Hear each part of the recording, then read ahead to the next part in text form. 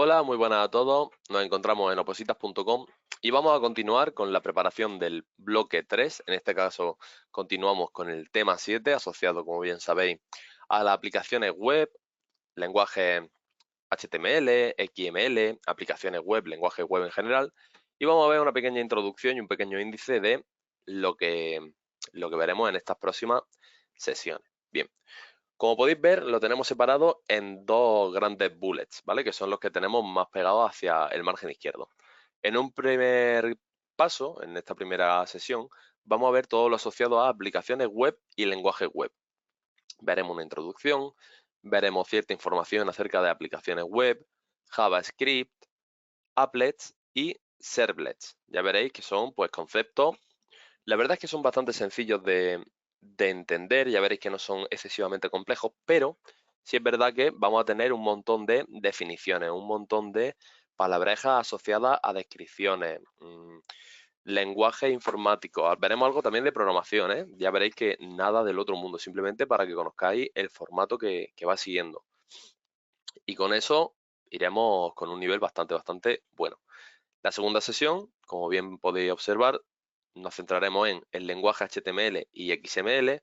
XML, recordad que lo vimos en las anteriores sesiones, ¿verdad? Ya sabemos que estaba asociado a aplicaciones web y qué formato tenía, etcétera. También lo compararemos con el HTML y haremos foco en DTD, XML, esquema y aplicaciones. Pero bueno, esto por ahora lo dejamos para la siguiente sesión y vamos a comenzar con, oye, una breve introducción asociada a los orígenes y la evolución de Internet. Bien, los orígenes del Internet, como bien podéis leer en pantalla, se remontan a un proyecto que se llamaba DARPA. Y esto lo tenemos que conocer, ¿vale? El DARPA. Y pues este proyecto data de la década del 1970 y se diseñó para unir diferentes redes de datos.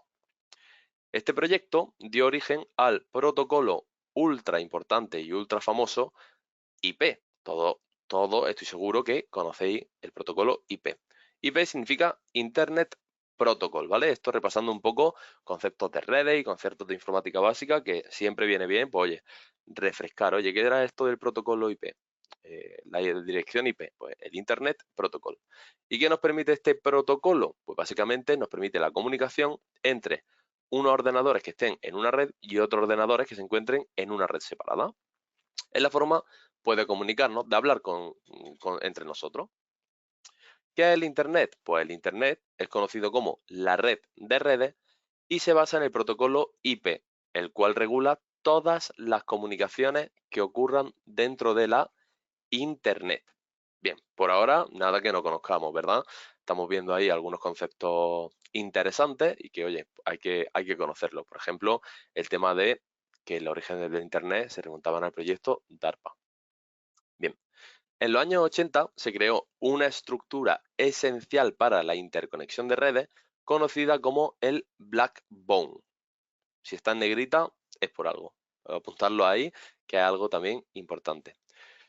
¿Qué nos permitió esta estructura? Pues nos permitió la expansión y la estabilización del Internet, proporcionando la infraestructura necesaria para conectar redes a una gran escala. Es decir, ya veis que va evolucionando. Concretamente, en Estados Unidos, el backbone principal fue NSFNet, que se creó por la Fundación Nacional para la Ciencia, mientras que, si hablamos en vez de Estados Unidos, de España, tendríamos que estar hablando sobre el Red Iris. ¿Alguien conocía esto de Red Iris? ¿Sabéis si sigue existiendo? Pues la realidad es que sí, Red Iris sigue existiendo. Tengo por aquí el enlace, ¿vale? Para obtener un poco de información respecto a Red Iris, os lo paso por aquí por el chat. Es tan sencillo, si lo estáis viendo en diferido, como buscar Red Iris en Google y os va a salir. Dame un segundito a ver si soy capaz de compartiros el documento. Por aquí lo tenemos. Y pues básicamente tenemos una breve historia, a ver si me deja por aquí, una breve historia de, oye, ¿qué es el Red Iris? Pues aquí nos pone, por ejemplo, cuándo data su origen, que es de 1988. También nos dice qué significa IRIS, que era para la interconexión de los recursos informáticos. Es importante conocer esta sigla y lo que significa el acrónimo. También es importante saber, como bien hemos comentado actualmente, que fue pionera en España en la introducción de Internet y de diversos servicios telemáticos, jugó un papel fundamental, etcétera. Es decir, aquí evidentemente se riegan un poco la oreja a ellos mismos, pero nada más lejos de la realidad. Ya veis que fue algo muy, muy importante a nivel español.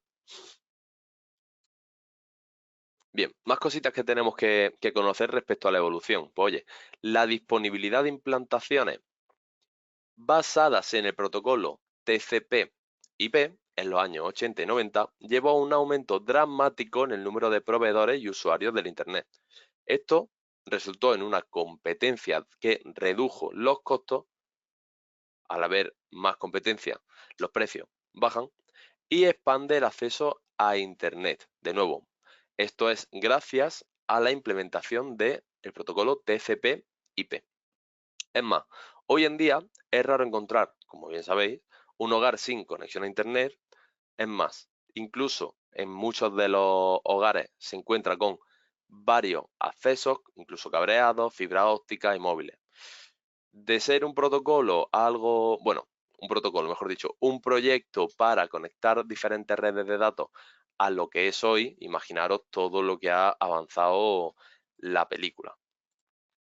También tenemos que hablar del servicio www, que todo el mundo conocemos el tema de www. No sé qué, pero nunca nos hemos parado a pensar qué significa el www. Pues www es el World Wide Web y es el principal servicio ofrecido por Internet. Como podéis observar, inicialmente estaba compuesto por páginas web estáticas. ¿Recordáis el anterior día que estuvimos hablando, bueno, en la anterior sesión que estuvimos hablando que actualmente había más aplicaciones web que páginas web? ¿Lo recordáis? Pues fijaros aquí que volvemos a hacer hincapié en este tema y aquí además nos lo deja bastante clarito. ¿Qué diferencia había entre una aplicación web y una página web? Porque la página web suele ser estática, está escrita en HTML, en fin, algo mucho más rudimentario. No está interconectado con bases de datos, ni accesos web, ni credenciales, ni nada de este tipo. La creación del W3C, el World Wide Web Consortium, fue fundamental para promover el crecimiento y el desarrollo a largo plazo del www. ¿Por qué? Porque el W3C lo que realiza es la definición de los estándares que se deben de seguir en el mundo web, por así decirlo, en el mundo de las páginas web. Es, podemos decir, una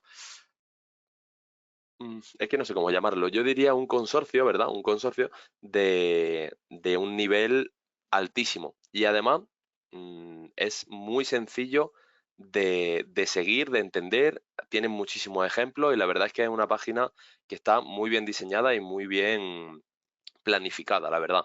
Es un material bastante sencillo de consumir. También lo podemos encontrar, creo, en español incluso, es decir, una fuente muy, muy buena de información y de preparación para esto, vaya, para el desarrollo de las propias aplicaciones web o páginas web. La base del éxito del www radica en la simplicidad de estos dos estándares, que permiten la fácil creación de páginas web y servidores accesibles sin necesidad de hardware avanzado. Como siempre, en la informática lo que triunfa es la simplicidad, por un lado o por otro, pero siempre buscando la simplicidad y la usabilidad por parte tanto de los programadores como del cliente final. En la actualidad, el protocolo HTTPS, que como bien conocéis es la versión segura del protocolo HTTP, se ha convertido en el estándar para las comunicaciones seguras entre el cliente y el servidor. ¿Qué particularidad tiene este protocolo y por qué lo hace seguro frente al HTTP? Pues lo que consigue el protocolo Secure es que nos cifran los datos de extremo a extremo. Es más, os doy un detallito que no sé si conocíais, pero muchos de los exploradores que estamos utilizando ahora mismo, por ejemplo el Google Chrome, Internet Explorer y este tipo de mecanismos para acceder a las páginas web, dentro de poco no nos van a permitir ni siquiera acceder a páginas que sean HTTP. Es decir, imaginaros el nivel de estándar que tenemos a día de hoy que va a llegar un momento en el que, oye, o tienes HTTPS o me haces esto de manera segura, al menos la comunicación, o no te voy a dejar ni que acceda a esta página. Una pregunta, ¿una página que es HTTPS es una página web segura? ¿100%? ¿Qué pensáis? No, ¿verdad? Que la gente parece que ven el candadito en verde y ya pues parece que la página web la ha creado Jesucristo, ¿no? Y no va a haber ningún tipo de problema y demás. Oye, que una página web que tenga HTTPS, como bien podéis observar aquí, lo único que me está asegurando es que la comunicación entre yo, cliente, y el servidor donde estoy mandando los datos es una comunicación segura. No significa que el servidor sea legítimo, por ejemplo. Es decir, yo puedo hacer, por ejemplo, una suplantación de identidad de un banco, hacerlo para que vaya a través de un protocolo seguro y tú cuando accedas a mi página fraudulenta va a haber un candadito verde. Eso no significa que la página web sea totalmente segura y estoy en un lugar totalmente confiable, sino que, oye, lo único que me está asegurando es que la comunicación entre yo y posiblemente el ladrón solamente la vayamos a ver yo y el ladrón. Pero no significa que se asegura el receptor de la información. ¿Se ha entendido? ¿Ha quedado claro o alguien no ha terminado de comprenderlo? Si no, le damos una vueltecilla, que creo que es algo interesante. Os leo por el chat a ver qué me comentáis. Si sí, si no. Se entiende. Fantástico. Fantástico. Bien, pues seguimos con el último punto. Originalmente, las páginas web, como bien sabéis, eran estáticas y mostraban información fija. Con el tiempo, las páginas se han transformado en sistemas dinámicos capaces de generar contenido en respuesta a las peticiones del usuario. Es decir, me permite cierta interactividad con el aplicativo. Como ya he dicho 50 veces, esto se le denomina lo que actualmente llamamos una aplicación web. Bien, ¿y qué es una aplicación web? Pues básicamente la aplicación web, como podéis ver, vamos a centrarnos primero en la imagen de la derecha, ¿vale? Hemos dicho que la diferencia entre una aplicación web y una página web es que uno es estático y el otro es bastante más dinámico y me permite pues tener bastante más, podemos decir, interacción con el aplicativo, con la página web. Entonces, fijaros que cada uno de nosotros, pues bueno, estamos accediendo a través de nuestro navegador a Internet. Siempre que veáis una nube así rarilla, significa Internet. Desde este Internet accedemos a una página web a través de un protocolo HTTPS y www, ¿verdad? A través del protocolo IP, etcétera, etcétera. Y accedemos al servidor de la aplicación web. ¿Qué hace el servidor de la aplicación web? ¿Me devuelve la información directamente? Seguramente no. Seguramente el servidor de la aplicación web tenga que actuar como, y ya voy refrescando información que hemos visto previamente, tendrá que actuar como cliente, ¿verdad? Recordamos la arquitectura cliente-servidor, aquí nosotros somos el cliente, el servidor aplicaciones web es el servidor, y en esta comunicación entre el servidor de aplicación web y la base de datos, el servidor actúa como cliente y la base de datos como servidor. ¿Para qué? Pues para obtener esa información que yo le solicito de manera dinámica, que cada uno seguramente tengamos nuestras vistas diferenciadas en función del tipo de cliente que estemos aplicando a la hora de hacer la petición. No ve lo mismo un administrador de una página web que un usuario de una página web que alguien que no está registrado en la página web. Y a través de esta vista web podemos decir, me concederá a modo de vista lo que yo he solicitado o la petición que yo he realizado. ¿Se ha entendido esto? Sí, ¿verdad? Perfecto, perfecto. Y ya hemos repasado el tema del cliente-servidor también, el servidor-cliente, etcétera. Arquitectura, como bien sabéis, muy, muy, muy expandida a nivel de informática y demás. Pues bien, una arquitectura de una aplicación web consta de los siguientes elementos. Sabemos que un navegador instalado en el ordenador del usuario hace de cliente, repito, un navegador hace de cliente. ¿Nosotros somos el cliente en algún caso a la hora de hacer una petición web? ¿Yo como Frank soy cliente en algún caso? No, somos usuarios. Muy bien, muy bien. Hoy estamos enchufados, ¿eh? Genial. Somos los usuarios que interactúan con el cliente y que nos solicitan recursos al servidor. Perfecto. Por otro lado, tenemos el servidor, ¿verdad? El servidor de aplicaciones web que atiende las peticiones de los clientes. Contamos también, a la hora de hacer la comunicación, con un protocolo que establece la forma en la que van a entenderse el cliente y el servidor. Es decir, oye, tú y yo nos tenemos que entender de alguna forma. Tenemos que hablar en el mismo idioma, en la misma sintonía. Por lo tanto, estos protocolos nos ayudan a poder interactuar entre la máquina cliente y la máquina servidor.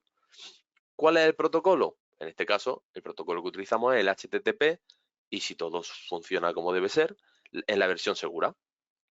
Y además, este protocolo se basa en la pila de TCP/IP. Bien, dentro de este protocolo, el lenguaje de los documentos intercambiados, al 90% casi siempre será un lenguaje, muy entre comillas, porque sabéis que el HTML a la gente no le gusta llamarlo que es un lenguaje de programación, sino que es un lenguaje de marcado.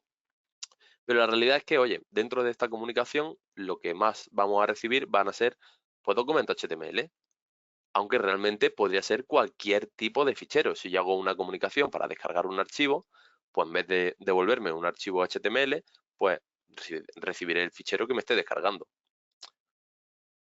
Opcionalmente, puede haber una base de datos con información de cada cliente. ¿Para qué? Pues para, como comentábamos previamente, vamos a obtener una personalización extra, una personalización totalmente acotada al tipo de cliente que me realice la petición y podremos enseñarle a cada uno pues lo que él requiera. ¿Que estamos en el historial de compras, como ponemos aquí en este ejemplo? Pues básicamente no me enseñará el mismo historial de compra a mí que a cualquiera de los que está ahí ahora mismo en el chat, porque cada uno pues compraremos lo que nos venga bien. Se entiende, ¿verdad? Yo creo que es bastante intuitivo. Vamos a continuar. Dada la arquitectura anterior, que ya conocemos más que de sobra, parece interesante al menos considerar que existan diferentes tecnologías y lenguajes para el desarrollo de estas aplicaciones web. ¿Qué tenemos? Pues por un lado tenemos las tecnologías de cliente o frontend, son aquellas que vamos a visualizar, podemos decir, desde nuestro sistema. También tenemos las tecnologías de servidor o mejor conocidas como back-end, es decir, lo que tenemos delante y lo que hay detrás. A mí me gusta entenderlo como que el front-end es pues la casa que hemos pintado, ¿vale? Vemos que la casa está preciosa, uy, han puesto aquí un botón chulísimo, una barra que carga que va y viene, uy, qué cosa más bonita. Es como si hubiéramos pintado la casa. Y el backend podemos decir que son el cableado eléctrico que lleva detrás la casa. Oye, todas las tripas, todas las comunicaciones, pues imaginaros, yo creo que es el ejemplo más evidente que a mí me sirvió para entender este tipo de conceptos. El frontend es, uy, qué casa más bonita, qué ventanas más chulas han puesto aquí. Y el backend es el cableado que hay por detrás, toda la instalación eléctrica, el cuadro de mando, etcétera, etcétera, etcétera. Bien, dentro de la tecnología backend, además, tenemos que dividir, o mejor dicho, en la tecnología servidor, tenemos que dividir y distinguir entre el servidor web y el propio backend. El servidor web se encarga de mantenerse a la escucha de peticiones y entregar aquellos documentos que nos soliciten. Los servidores web más conocidos, sin duda, son Apache, Nginx y Node.js, ¿vale? Son los tipos de servidores más famosos y más utilizados del mercado con muchísima diferencia. En otras palabras, ¿de qué se encarga el servidor web? Oye, está básicamente esperando a que le lleguen peticiones. Imaginároslo como un camarero que está en la barra esperando a que le llegue una comanda, le llega la comanda y oye, la sirve y a funcionar se ha dicho. Dame otra comanda que yo te la sirvo y fuera.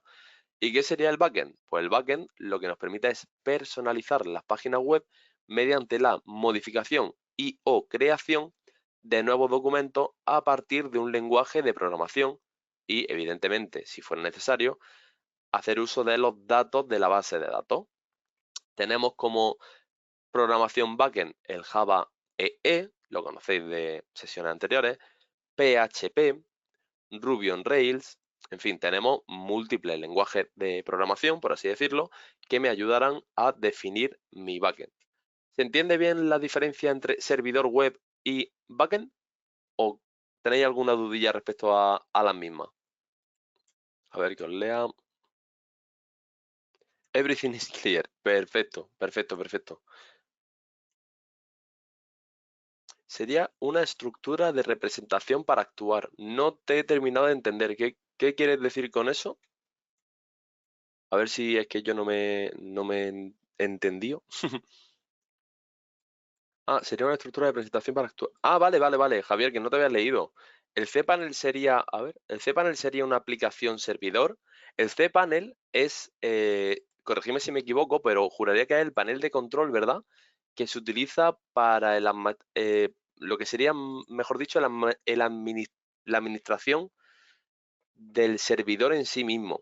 Es decir, es un aplicativo que te facilita la labor de administración del propio servidor, pero no sería un servidor en sí mismo. ¿Me explico? Te va a facilitar la vida a la hora de gestionarlo, pero por sí mismo no tiene la entidad de un servidor web. ¿Se entiende? Sí, ¿verdad? Vale, vale, vale, fantástico, fantástico. Pues nada, oye, si no hay dudas, vamos a seguir. Bien, contamos con dos enfoques diferentes para el desarrollo de las aplicaciones web.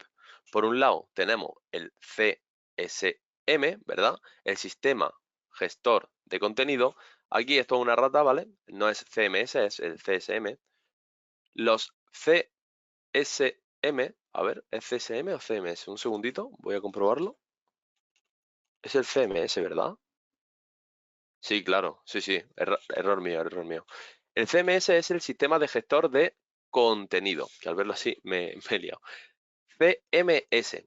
¿Qué es un CMS? Pues básicamente el CMS es el software que se predesarrolla para facilitar la publicación de contenido en la web mediante la configuración y adaptación de módulos a través de una interfaz web. En otras palabras, es un software que me permite realizar publicaciones en páginas web de una forma muy sencilla, muy ágil y muy intuitiva. Está creado por y para generar contenido o gestionar contenido de aplicaciones web de una forma sencilla. ¿Vale? ¿Qué características podríamos destacar? Pues tiene una independencia de contenido y de diseño, es decir, me permite diferenciar claramente entre el contenido y cómo se presente este, es decir, darle un diseño a, por ejemplo, un documento que yo quiera subir, o mejor dicho, un texto que yo quiera subir. También cuenta con el uso en diversos dominios. En concreto, el CMS se utiliza ampliamente para una variedad de aplicaciones web, como sobre todo en blogs, foros, wiki. Como podéis ver, todo este tipo de aplicaciones web tienen como factor común que estamos hablando de que suelen ser páginas con una alta actividad a nivel de escritura, y el tema de poder darle un diseño común, por ejemplo, puede ser algo muy atractivo y muy demandado dentro de este tipo de aplicativos, blogs, foros, wiki, etcétera. ¿Qué software de CMS hay que conocer al menos el nombre? Pues WordPress podemos decir que es el rey de los CMS, es el que más se utiliza, aunque no es el más seguro que digamos. También tenemos Moodle, ¿verdad? Que también se utiliza mucho en tema de estudio, etcétera. Drupal, Joomla, ¿vale? Al menos que os suenen estos cuatro. Al menos que os suenen estos cuatro. Los más famosos, por supuesto, WordPress y Moodle. Ese sería el primer enfoque para el desarrollo de las aplicaciones web. Y en el segundo punto tenemos las tecnologías de desarrollo, que básicamente consiste en programar una aplicación ad hoc utilizando todos los lenguajes, aplicaciones o tecnologías que necesitemos para desarrollarlo de manera autónoma, tanto el front-end como el backend. Es decir, no tengo un software que me permita realizar una subida de información de manera ágil porque ya está diseñada para eso y bla, bla, bla, y bla, bla, bla, sino que, oye, yo me lo guiso, yo me lo como. Yo quiero tener esta conexión por detrás, pues la realizo yo a partir del lenguaje de programación. No me apoyo en ningún sistema gestor que pueda instalar dentro de mis servidores. Que yo quiero tener el front de una manera determinada, pues oye, no me apoyo en un gestor de estilo, sino que lo hago a través de un desarrollo frontend, a través de, por ejemplo, ahora lo veremos, pero como podéis ver aquí abajo ya, me voy anticipando, depende enormemente de la aplicación y del dinamismo que queramos darle a la página, tendremos que utilizar un tipo de lenguaje de programación u otro. Si hablamos del lenguaje de programación que cae en el lado del cliente, estaríamos hablando de JavaScript principalmente. ¿Qué significa que caiga del lado del cliente? Oye, pues significa que se ejecuta en la parte del cliente, es decir, se ejecuta, muy entre comillas, en nuestro cliente, en nuestro sistema. No nos viene dado desde el servidor. Por otro lado, tenemos aquellos que se ejecutan en el lado del servidor, como por ejemplo Java EE, .NET, Ruby on Rails, PHP, Python. De aquí los más famosos, Java EE, .NET, PHP y Python. ¿Ok? Tenéis que conocerlos como tecnologías para, oye, pues desarrollar aplicaciones web. Muy bien. Vámonos con la siguiente. A ver si me quiere cargar. Aquí. Si seguimos hablando sobre tecnologías de desarrollo web, tenemos que hablar sí o sí o sí en el lenguaje de HTML. Ya habéis visto que aquí lo tenemos marcado hasta en negrita, para que nadie se me enfade. HTML es un lenguaje de no de programación, es un lenguaje de marcado, además un lenguaje estático y que no mantiene el estado. Imaginaros, el HTML cuando se creó era para crear las páginas web más básicas del mundo y por lo tanto el tema de mantener estado pues no era algo que quisiéramos contemplar porque no había que mantener nada. Yo simplemente plasmo aquí mi información, quien quiera que entre y la vea y chao. Ni una gestión de cookies, ni una gestión de usuarios, ni de sesiones, ni absolutamente nada. ¿Qué pasa? Pues que con el tiempo HTML pues se quedó un poco cojo. Van surgiendo ciertas necesidades dentro de los aplicativos web que HTML por sí mismo, pues oye, no puede cubrir. Entonces, para expandir estas capacidades que me ofrece HTML, pues se desarrollaron diversas tecnologías de programación web que se diferencia según el lugar donde se ejecuten, como comentábamos previamente. Tenemos los que se ejecutan en la parte del servidor, es decir, el servidor web procesa el código de la página, genera un HTML y luego envía la información al navegador del usuario, es decir, al cliente que le ha hecho la petición. De esta manera, el navegador únicamente recibe y por supuesto muestra el HTML sin acceder al código que se ejecuta en el servidor. Y esto es muy importante. También tenemos el caso en el que se ejecute en la parte del cliente, que en este caso el servidor lo que hace es, oye, yo no te paso una página web o un HTML o un texto plano, sino que te envío un código que tú vas a ejecutar en tu navegador y que yo no voy a procesar previamente. Y que tú, como navegador, tienes que ejecutar este código para, oye, pintarme, por ejemplo, pues cierta información asociada a las cookies y qué tipo de anuncio le gusta más a este usuario. Si le gustan los perros, le gustan los gatos, le gustan los coches. Ese tipo de ejemplo, para que lo entendáis, pues sería un ejemplo en el que se ejecutaría en la parte del cliente. Como vemos abajo, un ejemplo de tecnología que involucra tanto al cliente como al servidor son las cookies. ¿Qué son las cookies? Pues son pequeños archivitos que el servidor web guarda en el navegador del usuario para almacenar información sobre nosotros. Las cookies tienen una duración definida por el sitio web y se usan comúnmente para transferir información entre diferentes páginas del mismo sitio. Por ejemplo, las cookies son muy útiles para no perder la sesión cuando la tenemos iniciada. Cuando vamos navegando por las diferentes paneles o las diferentes, muy entre comillas, páginas web que nos ofrece una aplicación web, pues se puede hacer uso de las cookies para mantener, por ejemplo, el estado, la sesión, el número de ítems que tenemos en el carrito, pues este tipo de cosas que necesitamos almacenar de una manera ágil y de manera dinámica para cada usuario de manera individualizada. Vamos a hablar ahora sobre el desarrollo del backend. Ya hemos visto un poquito de backend, pero oye, vamos a meternos un poco más en, el ajo, un poco más en información. La página dinámica incluyen código de programación y se conocen como los scripts, ¿vale?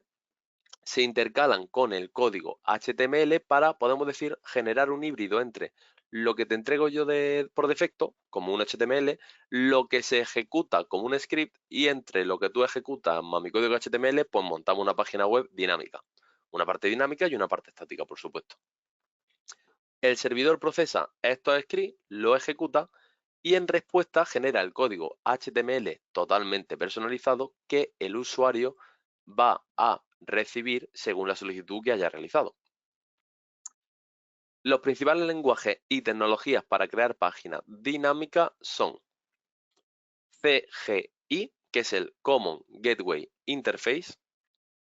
Realmente el CGI puede estar escrito en diferentes lenguajes, como por ejemplo Perl, C, C++, Visual Basic, PHP, y cada proceso se ejecuta en su propio espacio de memoria. ¿Qué pasa? Que esto puede ser muy ineficiente.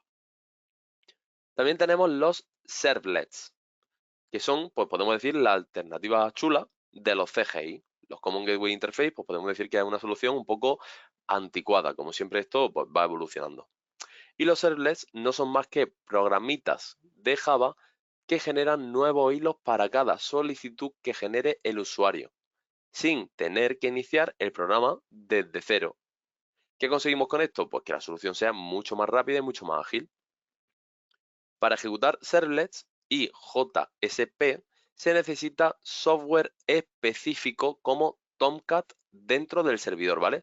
Todo esto pensad que cae en la parte del servidor. Recordad que el desarrollo del backend siempre, o prácticamente siempre, ya habéis visto, se queda en la parte del servidor y a nosotros como clientes pues se nos viene todo dado. También tenemos el PHP, que el PHP es el PHP Hypertext Processor. Ya veis que tiene años, ¿eh? Se lanzó en 1995. He de deciros que se sigue utilizando a día de hoy de una manera muy activa, más de lo que podéis llegar a imaginaros. Y es un lenguaje interpretado, por supuesto, del lado del servidor, integrable en HTML y muy conocido por la rapidez de sus peticiones y respuestas. Interactúa de una forma muy fluida y muy bien definida, podemos decir, con todos los parámetros que podemos llegar a enviar y recibir desde el backend hasta el cliente. Y a la hora de recibir información del cliente, también la gestiona de una forma muy sencilla y muy ágil. Una de las mejores características que tiene es que es un lenguaje multiplataforma y nos ofrece muchísimas bibliotecas de funciones. Imaginaros, desde 1995 las bibliotecas que se utilizan son, pues bueno, han evolucionado y tenemos unas soluciones bastante óptimas a día de hoy. Soporta la mayoría de bases de datos, ya que es algo muy extendido y no requiere compilación previa. Por lo tanto, es algo bastante más rápido, sencillo y fácil de utilizar y nos va a dar menos dolores de cabeza. Por último, también tenemos Ruby, que ya veis también que se desarrolló en 1993, 2 añitos antes que PHP. Ruby vuelve a ser un lenguaje interpretado, en este caso es orientado a objetos y es de alto nivel, ¿vale? No llega a ser de bajo nivel. Fijaros que para ser de 1993, empezar a hablar de lenguaje interpretado, orientación a objetos, algo a alto nivel, sabéis lo que significa alto nivel, ¿verdad? Bueno, ya lo tenéis aquí escrito. Que no hace falta tener un gran nivel de programación y un gran nivel de conocimiento de las estructuras de los datos, de la estructura de la información, de los etcétera. Lo programamos de una manera mucho más ágil, mucho más sencilla e intuitiva, lo cual nos garantiza una programación más rápida, más fácil y, como hemos dicho, pues mucho más intuitiva. Su sintaxis se parece mucho a Python y Perl y está disponible bajo licencia del software libre.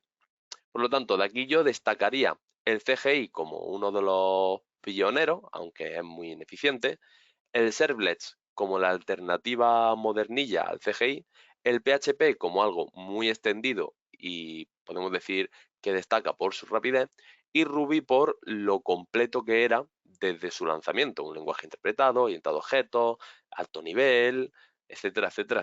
Ya veis que es algo bastante interesante. Dame un segundito, voy a beber agua.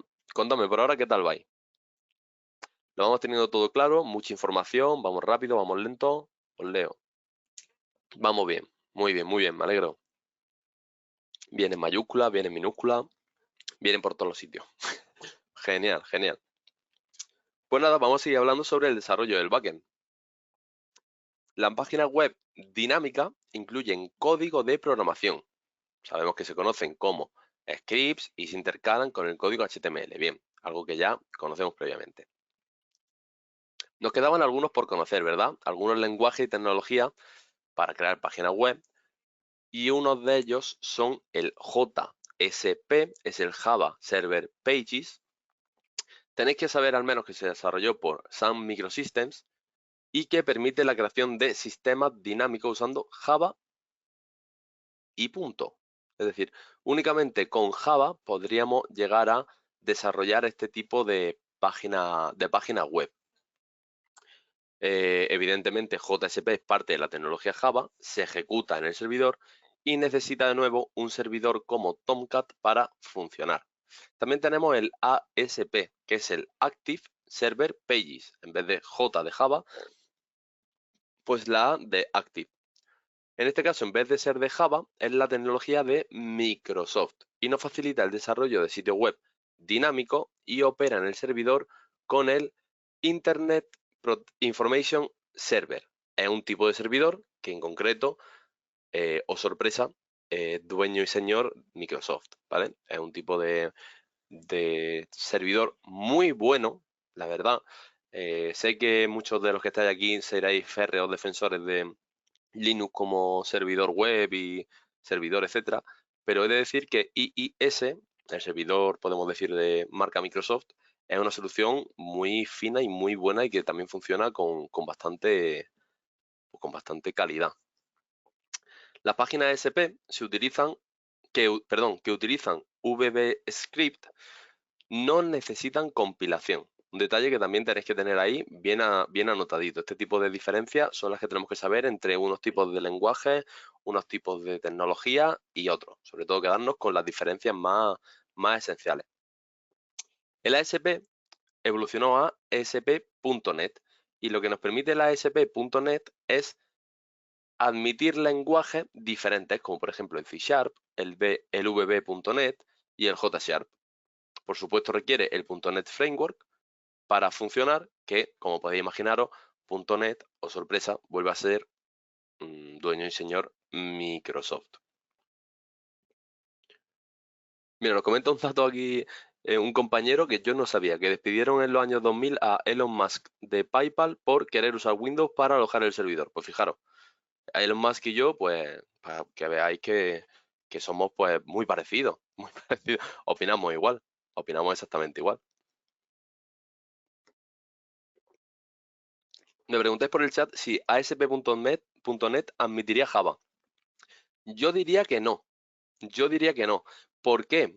Y os voy a hablar con franqueza, es algo que no sé exactamente. Pero sabiendo que el ASP es una tecnología de Microsoft que es íntimamente contrapuesta o rival del JSP y que toda la tecnología que admite la ASP está asociada a elementos Microsoft, ya veis que corre únicamente en framework.net, en servidores asociados a lo que sería el IIS, que es de nuevo parte de Microsoft. Podemos decir que son básicamente el Madrid-Barça.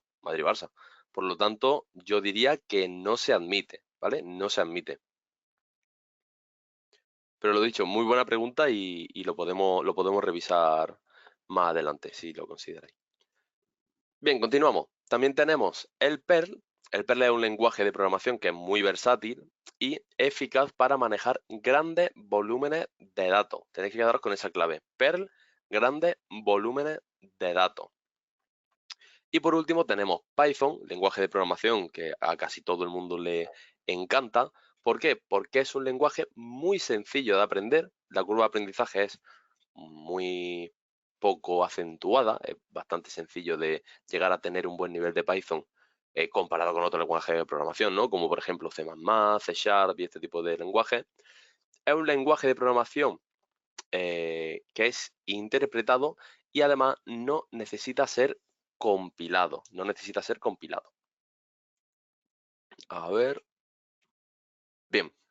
Ya hemos hablado bastante, ¿verdad? Ya hemos hablado bastante sobre todo el desarrollo del backend. Ya hemos hablado bastante sobre todo el desarrollo del backend. Pero oye, al final quiero que os quedéis con algo muy sencillo, ¿vale? Y una idea muy básica, que es que el objetivo final de esta tecnología no es ni más ni menos que el modificar el fichero HTML para dar una sensación de dinamismo y personalización en la web. Lo podemos conseguir de diferentes maneras, utilizando diferentes lenguajes, usando diferentes tecnologías, que me gusta más Java, que me gusta más Microsoft, que quiero algo que sea sencillo, algo más complejo, algo más seguro, algo más inseguro. Pero al final siempre sensación de dinamismo, personalización web y modificación de fichero HTML. Son las ideas que al menos quiero que llevéis de aquí. Genial, pues vamos a pasar a, ya hemos hablado bastante de backend, pues vamos a hablar un poco, pues de frontend. Al igual que en las páginas web dinámicas en servidor, se puede incorporar código de programación o scripts dentro del código HTML. La diferencia principal es que estos scripts se ejecutan en el navegador del cliente. Importantísimo. La diferencia entre el front y el back es que el front se ejecuta en el navegador del cliente, mientras que el back se ejecuta en el lugar del servidor. ¿Ok? Estos scripts se interpretan línea por línea por el navegador. Las tecnologías más relevantes, y estas tres sí que es verdad que las tenéis que saber como sota caballo rey, ¿eh? Son muy importantes, se utilizan muchísimo y tenemos que conocerlas, por supuesto. El primero, CSS. El CSS son las hojas de estilo que se ha utilizado pues, básicamente toda la vida y nos permiten pues darle, de nuevo, os evoco a ese paralelismo que hacía, ¿vale? Con el tema de pintar la casa versus los cables por detrás. Ahora estamos con la casa bonita y si yo quiero poner la casa bonita, pues utilizo hojas de estilo que me permiten definir una presentación más chula. Como podéis ver, consiste en un archivo que contiene declaraciones de estilo, ¿vale? Estilo para, podemos decir, darle un formato a mi página web. Me asegura, como podéis ver ahí puesto en negrita, una apariencia coherente siempre y cuando utilice el CSS de una manera correcta. Por otro lado tenemos el JavaScript, que JavaScript es un lenguaje interpretado que no requiere compilación y que tiene, ojo, una sintaxis similar a Java, pero JavaScript no es Java, ¿vale? Sí es verdad que tiene una sintaxis similar, pero no es Java. Importantísimo. Para solucionar problemas de incompatibilidad entre navegadores, el W3C, ya sabéis que es la entidad que desarrolla estándares y demás, desarrolló el que se puede modificar con JavaScript. ¿Ok? Sin embargo, un inconveniente es que el código JavaScript es visible para el usuario, lo cual lo hace ultra, hiper, mega inseguro, ¿vale? Se sigue utilizando muchísimo, pero tenéis que saber que, oye, si yo me meto en una página web que tiene código JavaScript para que se ejecute en la parte del frontend, yo como usuario puedo llegar a ver el código de una manera clara, ¿vale? No estaría cifrado de ninguna parte y yo podría ver, pues, por ejemplo, oye, cuáles son las variables que está utilizando el servidor para enviarme esta información. Y pues, por ejemplo, con estos datos yo quizá pueda llegar a reventar una base de datos o llegar a tener acceso a ciertos elementos que no debería tener acceso y este tipo de cosas, ¿vale? Pero bueno, es importante que sepáis que es pues de las tecnologías más utilizadas. Seguro que CSS es el número 1, pues JavaScript perfectamente puede ser top 2, pero perfectamente. En tercer lugar tenemos el Ajax, que es el Asynchronous JavaScript and XML. De nuevo, una tecnología crucial en el desarrollo de aplicaciones web que nos permite interactuar con web mucho más fluida y dinámica al permitir que la página web se actualice de forma asíncrona. Es decir, no tendría que volver a hacer una petición al servidor, sino que esta gestión del dinamismo se realiza gracias al Ajax. Esto significa que se pueden hacer peticiones al servidor y actualizar parte de la página sin necesidad de recargar toda la página web. Es decir, solicitaríamos únicamente al servidor esas partes pequeñitas que necesito actualizar en mi página web, pero como podéis imaginaros, ¿qué conseguimos con esto? Que la velocidad que yo le imprimo a la hora de interactuar con una página web es infinitamente más rápida, porque en vez de tener que descargarme todo el HTML con el CSS, con la información que ha procesado el servidor, etcétera, simplemente estoy haciéndole como microcambio a la página web estática, entre comillas, que yo ya he descargado. ¿Lo entendéis? ¿Ha quedado claro? Fantástico. Fantástico. Sí, sería algo parecido como al carrito de la compra, imaginároslo con ese ejemplo. Bien, ¿qué más tecnologías tenemos que conocer? Pues también tenemos el VBScript, que es el Visual Basic Script, es el lenguaje de scripting del lado del cliente y que solo es compatible con Internet Explorer. De nuevo, aquí no quiero que aprendáis absolutamente todas las palabras de todas las descripciones, pero al menos sí lo más importante de cada una de estas tecnologías. Si nos viene VBScript, nos tiene que venir a la cabeza scripting, ya lo pone la propia palabra. VBS de Visual Basic también nos tiene que venir. Al ser un lenguaje de frontend, evidentemente se ejecuta en el lado del cliente. ¿Veis cómo no hace falta aprenderse las cosas, en este caso estudiando las de pe a pa, sino que la lógica y el saber de qué estamos hablando nos lleva pues por el camino de la verdad, por así decirlo. Vamos viendo cómo todo va cogiendo sentido simplemente a través de la lógica que podamos aplicarle, evidentemente cuando ya tenemos un conocimiento. Si no lo sabemos, no podemos hacerlo. Pero para que veáis la importancia, sobre todo en la parte de informática, que tiene el saber de qué estamos hablando y no aprendernos las cosas como un papagayo. Bien, también tenemos el DHTML, que es el Dynamic HTML. No es un lenguaje de programación, sino un conjunto de características que permiten a los navegadores modernos responder a interacciones del usuario, como por ejemplo la parte de mostrar o ocultar elementos, modificar posiciones, cambiar tamaños, cambiar de tema oscuro a tema claro o tema blanco, o como queráis llamarlo. Pues bueno, como podéis ver, un pequeño dinamismo que podemos aplicarle a nuestro HTML, pero nada extraordinario, ¿eh? No imaginéis algo súper importante. Y por último tenemos los applets de Java, que como bien sabéis, volvemos a recordarlo, son pequeños programas de Java que se compilan y se transfieren a los navegadores web para su ejecución mediante una máquina virtual. Importante, recordad cómo funcionaba Java. A diferencia de JavaScript, los applets de Java son menos dependientes del navegador y mucho más potentes. ¿Qué pasa? Que su ejecución pues, es bastante más lenta y además están limitados a un espacio específico en la página. Como características especiales o falta de características especiales, podemos decir que no pueden ni abrir ventanas secundarias, ni controlar los frames, ni los formularios, ni las capas. Pero oye, nos da esa pequeña ventaja de una ejecución potente en el lado del cliente que nos puede ser de gran utilidad en función del tipo de aplicativo que estemos utilizando. Aquí hemos decidido dedicar una única slide a JavaScript. ¿Por qué es tan importante JavaScript? Porque sobre todo lo que quiero que os quede claro y donde he hecho antes también énfasis es que, como podéis ver en la última línea, JavaScript no es Java. Repito, JavaScript no es Java. No podemos comparar ni confundir JavaScript con Java por mucho que se puedan llegar a aparecer tanto en nombre como en sintaxis, ¿vale? ¿Por qué? Porque son muy diferentes tanto en su funcionamiento como en su propósito. Como venimos hablando, JavaScript es interpretado directamente en el navegador, sabemos que es un lenguaje frontend, y Java, ¿dónde se compila?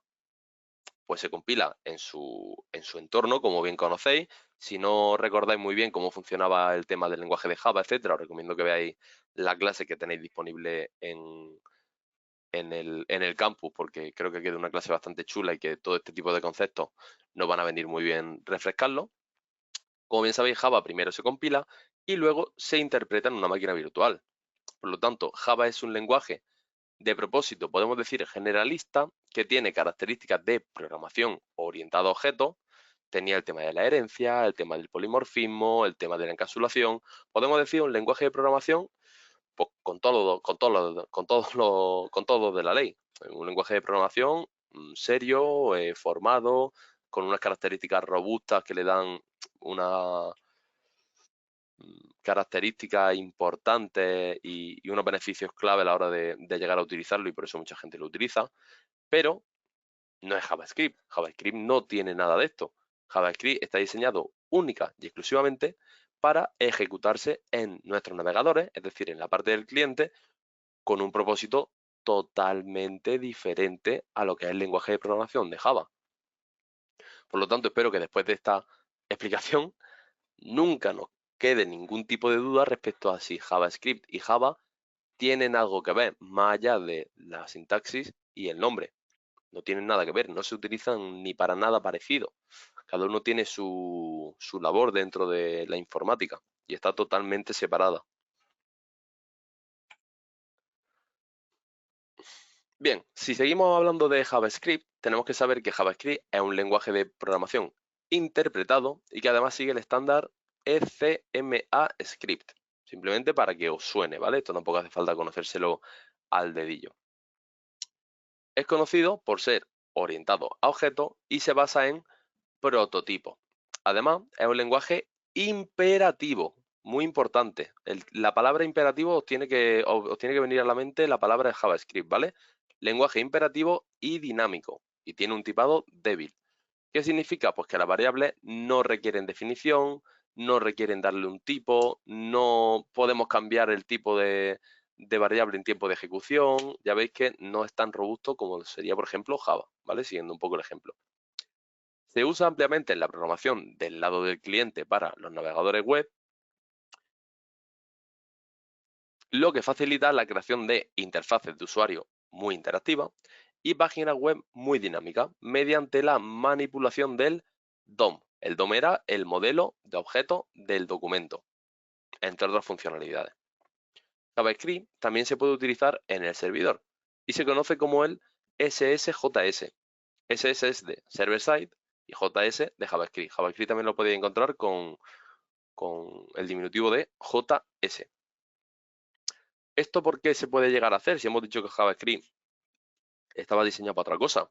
Pues al final es que hay muchas integraciones gracias a los potenciales plataformas que podemos estar utilizando en la parte del servidor, como por ejemplo Node.js. Node.js es una solución que ha popularizado JavaScript en el entorno del servidor y ha extendido su uso a aplicaciones web completa, no únicamente en la parte del frontend, sino también a nivel de backend, acceso a bases de datos, etc. Es decir, Node.js podemos decir que es una extensión de JavaScript para el uso del mismo en la parte del servidor. Además, he de deciros que Node.js también es una solución que se utiliza muchísimo en el desarrollo de aplicativos web a día de hoy. Todos los navegadores modernos interpretan el código JavaScript integrado en las páginas web. Por ahora, todos los navegadores. No digo yo que en unos años, cuando JavaScript se detecte como una solución pues muy problemática o que puede ser muy poco segura en ciertos aspectos, pues nos pueda dar cierto tipo de problemas. Pero por ahora, oye, todos los navegadores modernos no interpretan el código JavaScript. Y aquí tenéis, por si alguno no recordaba cómo era el lenguaje JavaScript, aquí vengo yo a recordároslo. Oye, pues cómo se incluye el código. Veis en el ejemplo primero que, fijaros, punto número 1, incluir JavaScript en la cabecera del documento HTML mediante la etiqueta script, ¿vale? Siempre que queramos incluir un script de JavaScript, tiene que empezar con script. En este caso, type text / JavaScript. Dentro de, como bien sabéis, esto es un lenguaje de marcado, ¿verdad? El HTML es un lenguaje de marcado. Abrimos el script, cerramos el script. Y en este caso, pues fijaros que la única acción que estamos llevando a cabo dentro del script es, oye, voy a lanzar una alerta. Y lanzo una alerta de hola mundo. Pues esto será el script que se ejecutará en la parte del cliente y que generará una alerta en pantalla que pondrá Hello World. En el punto número 2, vemos que incluir JavaScript en un documento externo es mucho mejor para el mantenimiento. ¿Aquí qué estamos haciendo? Pues de nuevo, abrimos el script, ¿verdad? Type text JavaScript y fijaros que le estamos pasando un source, ¿vale? src significa source y source es como la fuente de información que yo quiero que tenga este script. Es más, fijaros que no hay nada entre la apertura del script y el cerrar el script, no hay nada. ¿Por qué? Porque lo que va a haber dentro del etiquetado va a ser lo que me devuelva el hello.js, que presumiblemente será el documento que tenga esta misma línea de código JavaScript. Seguramente si abrimos hello.js contenga alert, abre, hello world, cierra, punto y coma. Por lo tanto, ya veis que, oye, ya lo estamos pasando el código de dos formas diferenciadas, tanto a nivel de picar aquí el script de manera manual, como pasárselo a través de un pequeño documento externo y que por supuesto habrá que adjuntar a la hora de enviar la solución. Bueno, la respuesta del servidor, mejor dicho. Se puede incluir código JavaScript de diferentes formas, ya lo sabemos. Vamos con la tercera forma, que sería, pues oye, directamente en el cuerpo de la página web. Por supuesto, esta es la opción menos recomendable. La más recomendable es la opción 2, ¿vale? La que tenéis aquí de incluirlo con un documento externo, porque los documentos externos podemos modificarlos, podemos hacer un mantenimiento de una manera mucho más sencilla que empezar a rebuscar aquí a través del etiquetado de script y cerrar script. Fijaros que aquí pues tenemos un documento tipo HTML, abrimos el HTML, cerramos el HTML, abrimos el body, cerramos el body.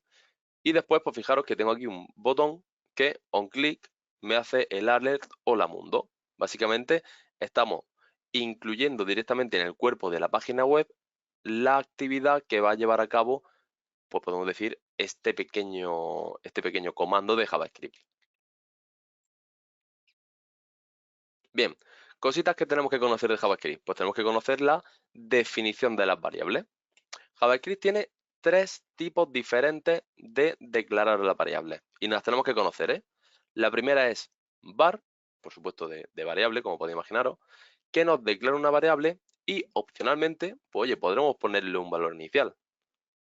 También tenemos el let, que declarará una variable local y opcionalmente la inicia a un valor. Y por último tenemos el const. El const es de constante, que me declara un nombre de constante de solo lectura y el ámbito de bloque, ¿vale? Ámbito de bloque significa que se entiende únicamente en el bloque que se está ejecutando. Puedes declarar una variable de dos formas. Por un lado, perdón, la definición explícita, por ejemplo, con la palabra clave var x es igual a 42. Esta sintaxis se puede utilizar para declarar variables locales y globales, depende del contexto en el que estemos de ejecución. Por otro lado, también tenemos con la palabra clave const o let. Por ejemplo, arriba tenemos var x es igual a 42 y aquí tenemos let y igual a 13. Esta sintaxis se puede utilizar para declarar una variable local o con ámbito de bloque, no una variable global. No una variable global.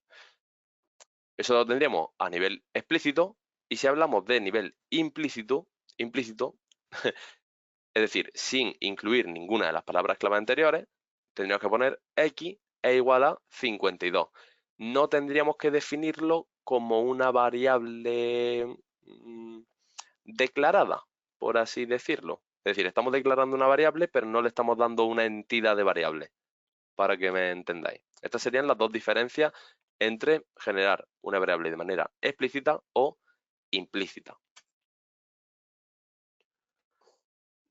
Al igual que en otros lenguajes de programación, el ámbito de una variable determina la parte del código desde el cual podremos acceder a la misma. Hemos hablado también de global y local, pues bien, vamos a definirla. Una variable global es aquella que se define, esto es una errata, no es una variable local, es global, es aquella que se define fuera de cualquier función. Es decir, son accesibles desde cualquier parte del código. Desde cualquier parte del código y siempre. ¿Ok?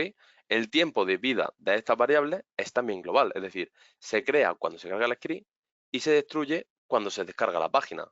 Es decir, siempre que tengamos el programa funcionando, la variable global va a estar viva. ¿Qué pasa si tenemos una variable local? Pues son aquellas variables que se definen dentro de las funciones, no fuera. ¿Y qué pasa si yo defino una variable dentro de una función?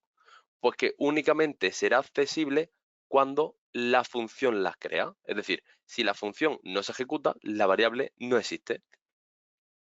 ¿Qué pasará? Que se van a crear cuando se ejecute la función y se van a destruir cuando finalice la función. ¿Ok? Por lo tanto, si yo ejecuto una función y pongo que x es igual a 23 y después salgo de esa función y pregunto cuánto vale x, x no va a valer 23 porque se ha destruido su uso. Ya no va a existir porque se ha acabado la función. Y como yo le he declarado de manera local, esa variable, pues oye, no va a existir fuera. Es importante saber también que let tiene un ámbito de bloque, mientras que var está unida al ámbito local de la función más cercana. ¿Vale? Repito, let, ámbito de bloque, var unida al ámbito local de la función más cercana. O si no, por supuesto, será una variable de tipo global. Vamos a ver aquí la diferencia entre el ámbito local y el ámbito de bloque. Bien, como podéis ver, vamos a ir línea en línea, ¿vale? Comparándolo. If true significa sí. Bueno, decidme vosotros qué significa if true. Os leo, a ver qué tal os lleváis con la programación, que también es importante el saber interpretar lo que tenemos delante, ¿eh? ¿Va a haber algún caso, pregunto, va a haber algún caso en el que, imaginaos que yo tengo este código, ¿vale? If true. ¿Va a haber algún caso en el cual no entre en este if? Es decir, lo pregunto de otra forma. ¿Va a haber algún momento en el cual true sea diferente a true? Es decir, voy a replantear la pregunta, ¿vale? En el 100% de los casos que se ejecute esta función, ¿se ejecutará la función var x igual a 5? Sí, ¿por qué? Porque true siempre va a ser true, es decir, es un ejemplo tonto, ¿vale? Es un ejemplo tonto. Lo normal sería comprobar si no sé qué variable es igual a true o tal. Pero en este caso siempre se va a ejecutar. Bien, para ver la diferencia entre local y bloque, pues vamos a leerlo. Si la declaro con el ámbito local, es decir, con var x es igual a 5 y salgo de la función, y después imprimo en pantalla lo que tiene x dentro, x, oye, ha guardado el ámbito local y x sigue valiendo 5. Sin embargo, si me voy a un ámbito de bloque, fijaros que cambio el var por el let y digo que let y sea igual a 5 y cierro la función, entre comillas, y esto se acaba. Cuando yo imprimo en pantalla, una vez he cerrado la función, el valor de y ya no existe. Es decir, y no está definida, porque no está definida en un ambiente local y mucho menos global. Está definida en un ambiente de bloque, es decir, que solo existirá dentro del bloque este. ¿Se entiende? Es decir, dicho de otra forma, la variable en el ámbito de bloque solamente vive dentro del if. Es decir, mientras el if se está ejecutando o está vivo, la y vale 5. Ahora, cuando el if no esté vivo, a mí no me pregunten nada del y, que el y lo he borrado hace un cuarto de hora. ¿Qué restricciones tiene el uso, o bueno, mejor dicho, la asignación de nombre a una variable? Pues para empezar, deben comenzar con una letra. Nunca pueden comenzar por un número. Nunca. No puedes usar un punto, es un carácter reservado. No puedes ceder los 255 caracteres. JavaScript hace distinciones entre mayúsculas y minúsculas, es algo a entender y a considerar. Imaginaros que yo aquí he definido la variable con una y minúscula y después la he consultado con una y mayúscula. Pues JavaScript sí hace distinción entre mayúscula y minúscula. No es lo mismo una variable con mayúscula que una variable con minúscula. Son letras diferentes, variables diferentes. Y por supuesto no puede volver a repetirse dentro del mismo ámbito, si no estaríamos pisando el valor de uno y otro. Bien, el último estándar ECMAScript define 8 tipos de datos. Tenemos 7 tipos de datos que son primitivos, muchos ya los conocéis, pero estos son muy importantes conocerlos, sobre todo en nomenclatura JavaScript. Tenemos el booleano, que es el true y el false. Tenemos el null, que por supuesto null, hablábamos antes de caracteres especiales, null sería una palabra clave especial que por supuesto denota el valor nulo. Y como estáis viendo en el paréntesis, JavaScript al distinguir entre mayúscula y minúscula, null minúscula no es lo mismo que null con la n mayúscula y mucho menos null con todo mayúscula. O por supuesto cualquier otra variable. La palabra clave especial reservada sería null todo minúscula. Tenemos el tipo de dato undefined, que sería una propiedad de alto nivel y que, oye, pues el valor no está definido, puede ser cualquier cosa. También tenemos el number, que number sería para número entero o un número con la coma flotante, es decir, 3.141519 o un número normal, el 42, el 7, etcétera, es decir, sin decimales. También tenemos el big int, que es un número entero con precisión arbitraria. Tenemos el string, que es una secuencia de caracteres que representa un valor de texto. ¿Se entiende lo que es el string? O ponemos un ejemplillo para que lo entendáis bien. ¿Entendéis el tema de secuencia de caracteres? O lo repasamos. Es importante, ¿eh? Es importante conocer cómo nace el script. El script, digo yo, el string. Todo lo tenemos claro, que no os dé cosa preguntar, ¿eh? Que os he preguntado yo a vosotros, no vosotros a mí. Vale, clarito entonces. Genial. El string, una secuencia de caracteres. Y por último, tenemos el symbol, que en este caso se genera en el ECMAScript 2015 y es un tipo de dato cuyas instancias son únicas e inmutables. Simplemente quedaros con las palabrejas, ¿vale? Symbol, única e inmutable.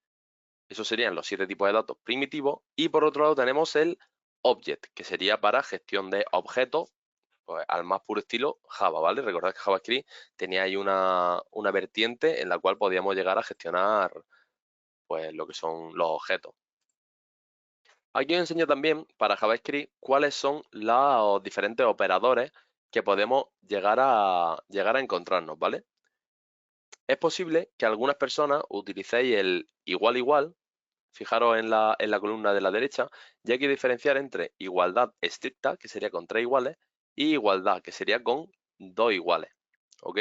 Son operadores válidos en JavaScript, pero oye, que difieren respecto a a cómo se utilizan dentro del propio lenguaje de programación, ¿vale? Por supuesto, el menos pues es el cambio de signo, el más para incrementar, el menos para decrementar, asterisco multiplicación, barra división, el resto de división entera sería con el porcentaje, en fin, valores que tenéis que, bueno, mejor dicho, operadores que hay que conocer cómo funcionan en Java. Aquí tenéis, a ver, avanza esto, aquí, perfectamente. Aquí tenéis otra forma de generar los operadores, ¿verdad? El incremento como sería más igual, el menos igual sería el decremento. Pues son diferentes formas que podemos llegar a tener para interactuar con este tipo de operadores.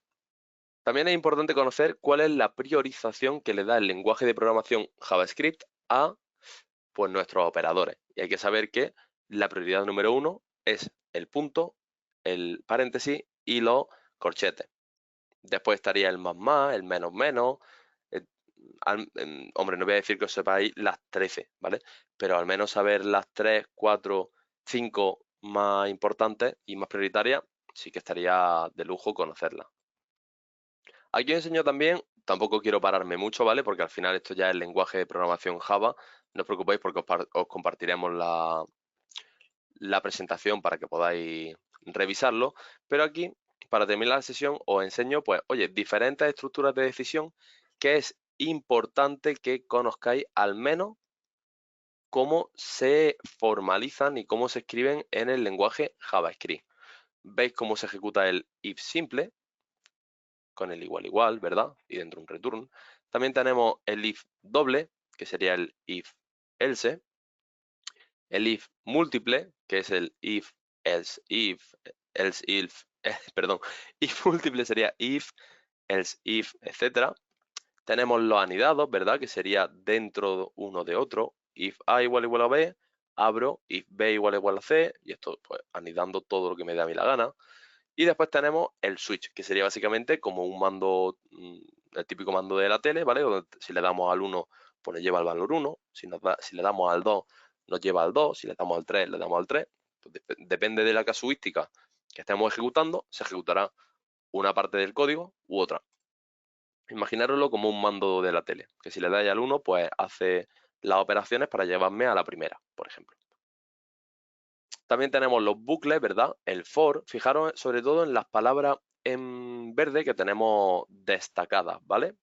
El tema del let, cómo se va utilizando, el while, el do while. Ya veis que para los que hayáis visto programación en otro tipo de lenguajes, como es por ejemplo C++, C, Java, pues son muy similares. Son muy fáciles de reconocer.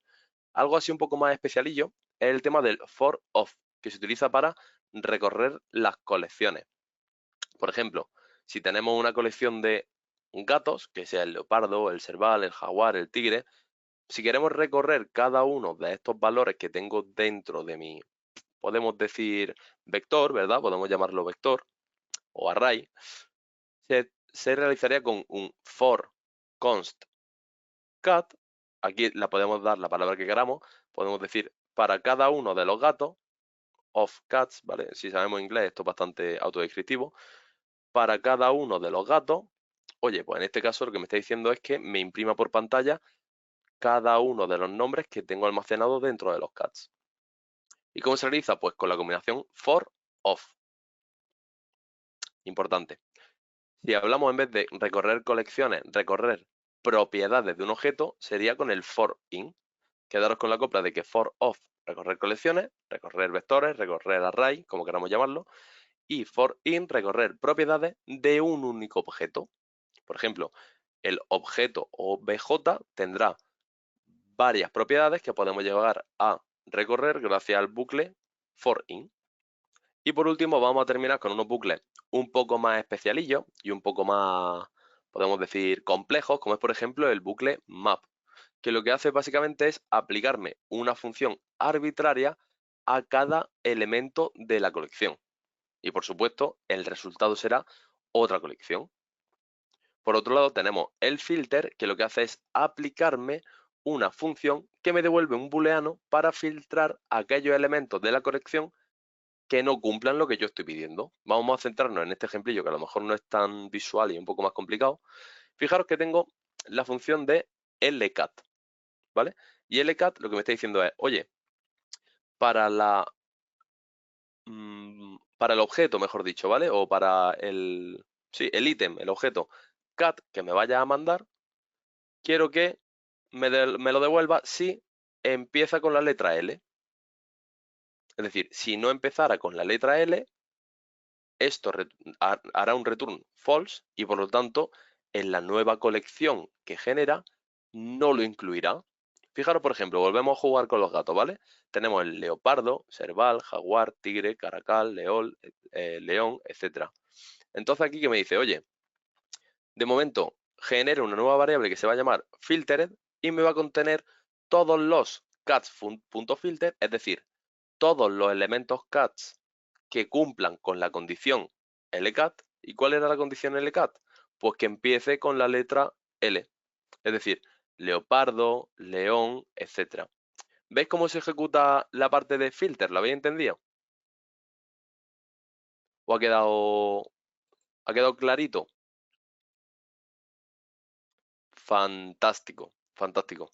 Pues oye, hasta aquí hemos llegado en la clase de hoy. Ya habéis visto que ha sido una clase pues, un poco más densa de lo que solemos tener. Ya veis que, pues bueno, hay mucha más información, hay muchos más detalles que hay que investigar en esta parte de aplicaciones web porque es mucho más importante.